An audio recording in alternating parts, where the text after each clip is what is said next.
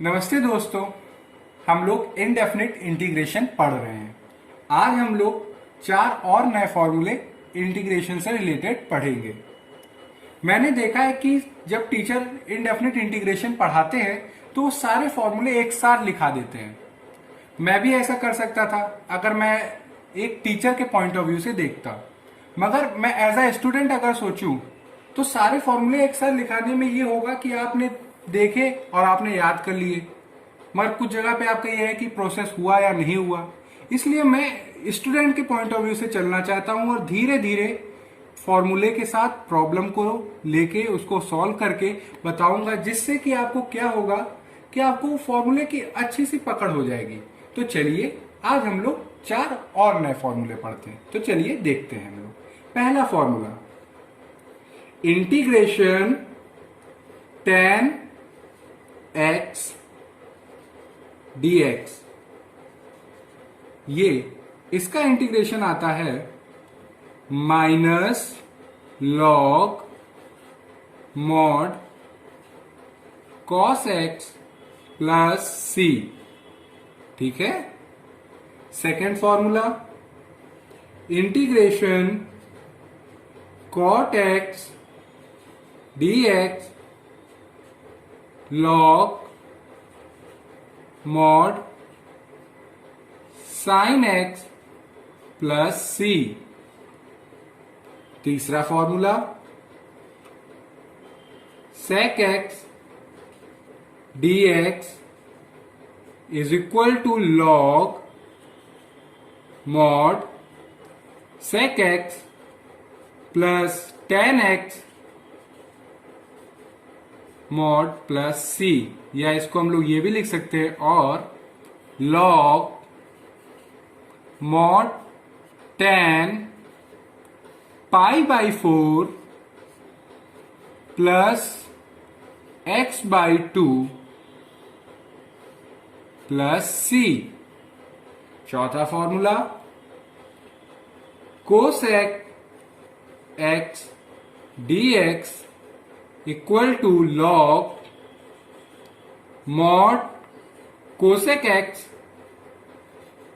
Minus cot x plus C और log mod tan x by 2 plus C.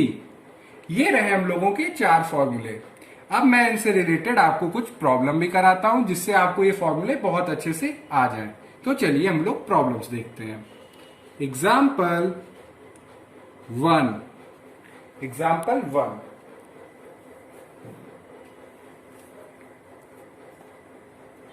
Integration tan 3 minus 4x dx। अब हम लोगों को इसको इंटीग्रेट करना है, तो चलिए देखते हैं। तो देखिएगा, अभी हम लोगों ने इसका रिलेटेड फॉर्मूला पढ़ा कि इंटीग्रेशन tan x dx क्या होता है हम लोगों का, minus log mod cos x plus C. तो वही फॉर्मूला हम लोग यहां पे यूज करेंगे। तो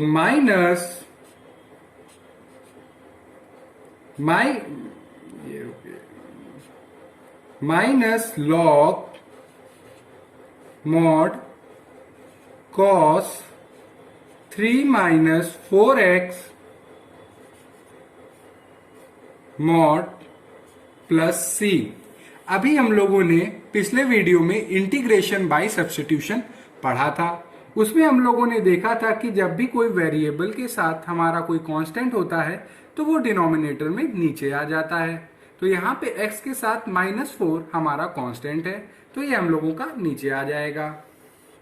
तो -4, तो जब इसको अच्छे से लिखेंगे तो 1/4 log mod cos 3 minus 4x plus सी।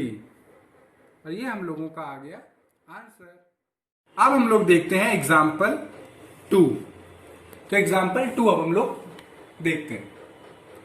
Example 2, integration sine x minus alpha upon sine x plus alpha dx।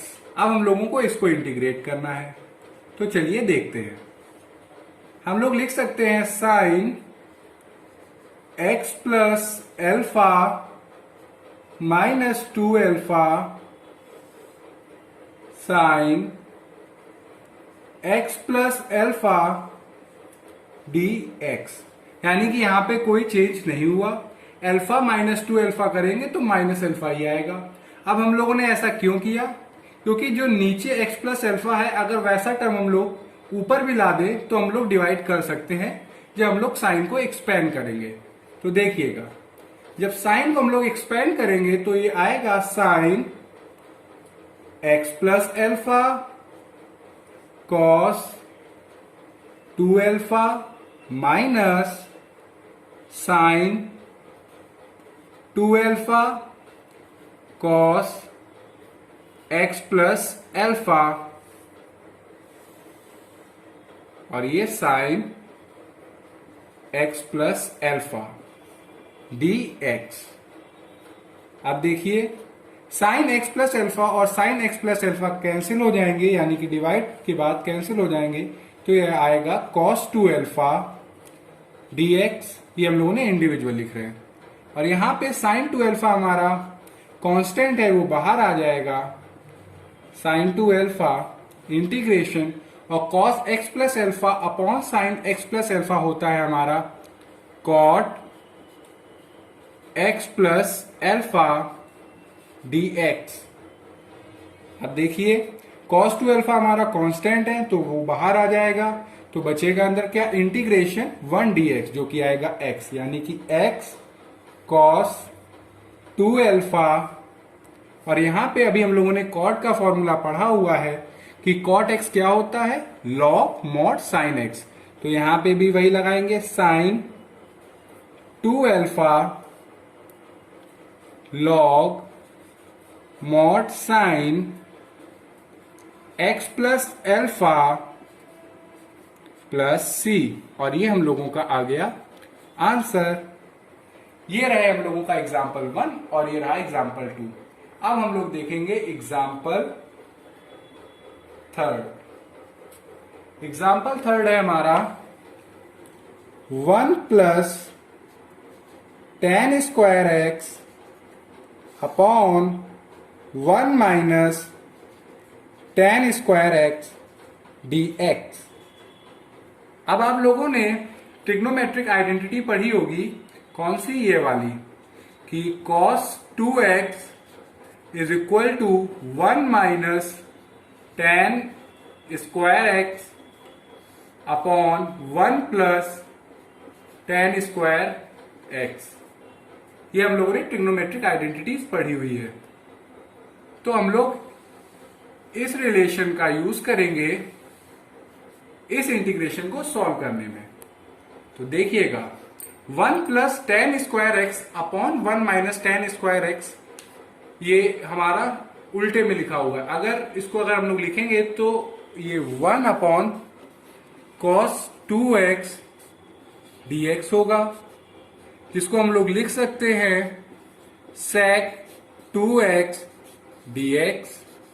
और अभी हम लोगों ने sec 2x का फॉर्मूला पढ़ा हुआ है कि इसको कैसे सॉल्व करेंगे, तो log mod sec 2x plus tan 2x mod plus c।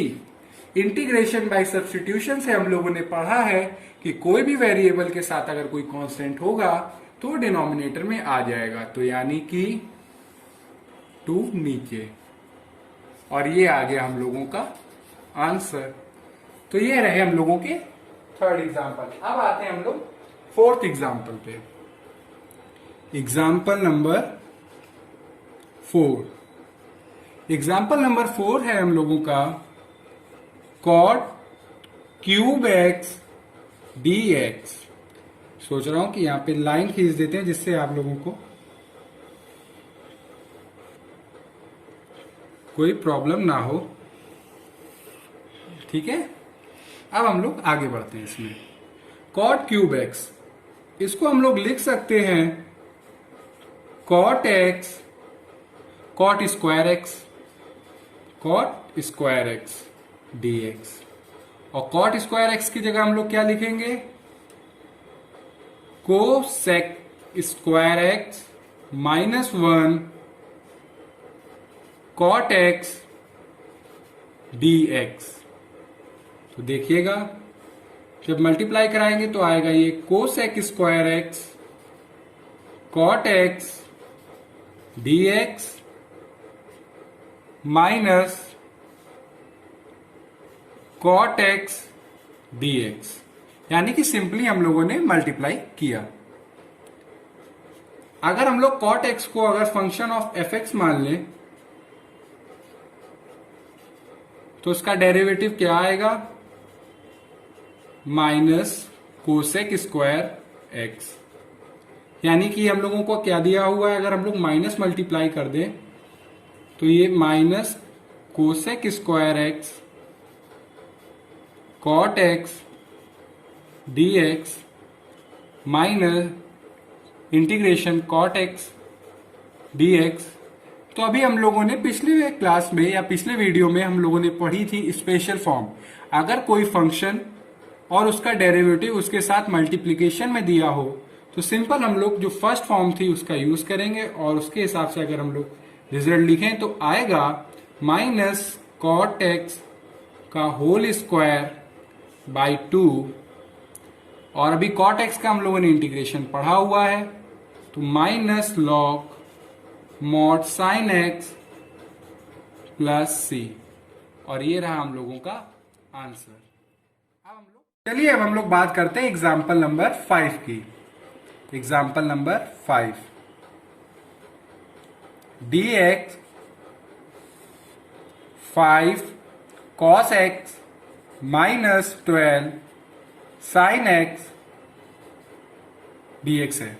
अब हमें इसको सॉल्व करना है। ऐसे इंटीग्रैंड को सॉल्व करने के लिए हम लोग कुछ सब्स्टिट्यूशन करेंगे, जैसे कि 5 को हम लोग लेट करेंगे आर कॉस एल्फा और 12 को हम लोग लेट करेंगे आर साइन एल्फा। तो ये आर स्क्वायर हो गया हमारा 169, जो स्क्वायर रूट करने पे आएगा आर इक्वल टू 13 और एल्फा आएगा हम लोगों का tan इनवर्स 12/5। ठीक है, अब हम लोग इसको इस इंटीग्रैंड में सब्स्टिट्यूट करेंगे। इस प्रकार के जितने भी इंटीग्रैंड होते हैं हम लोग उनको इसी प्रकार से सॉल्व करते हैं। तो देखिएगा dx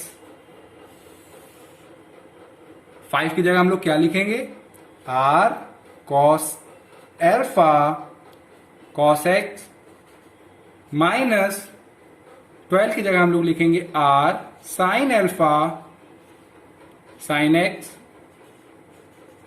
और dx है।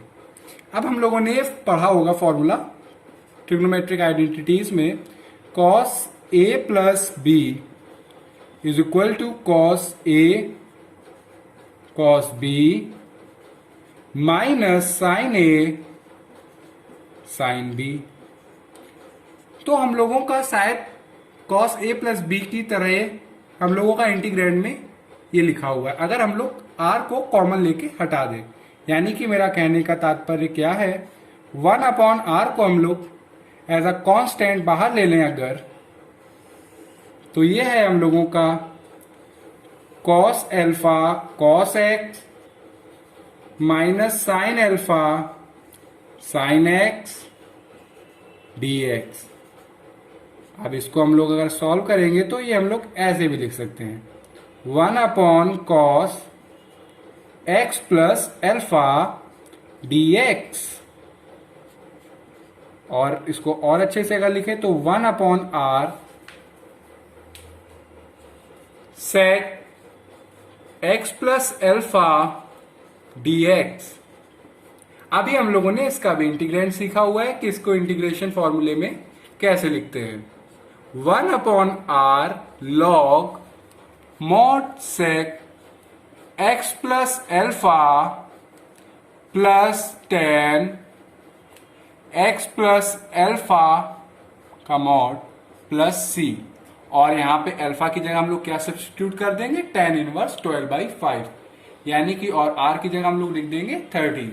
तो हम लोग आंसर कैसे लिखेंगे अब उसको देखिए, 1/13 log mod x plus tan inverse 12/5 plus, इसको हम लोग नीचे लिख रहे हैं मगर ये एक ही टर्म में है, tan